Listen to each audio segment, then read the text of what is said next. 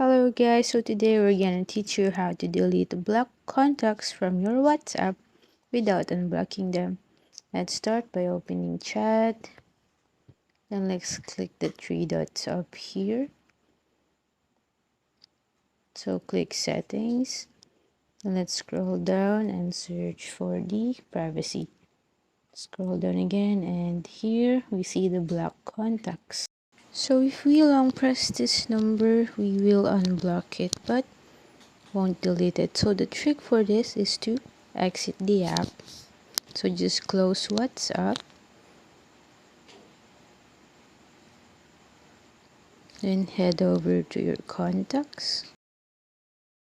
So let's look for the number.